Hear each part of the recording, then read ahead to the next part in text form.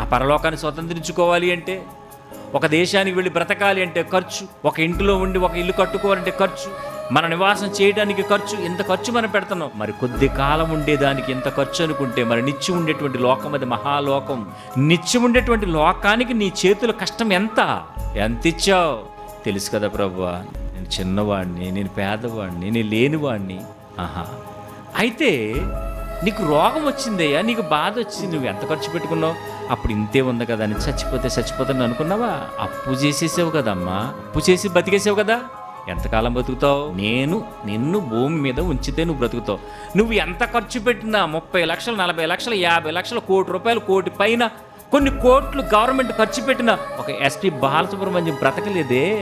నేను గనక ఒప్పుకుంటే నువ్వు బ్రతుకుతావు, నేను గనక ఒప్పుకోకపోతే నువ్వు ఎన్ని లక్షలు ఖర్చు పెట్టినా డాక్టర్ ఏమంటాడు?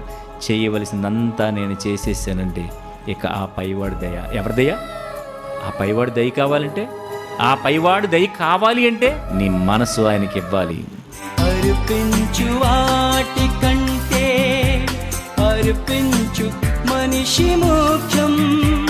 అర్పించు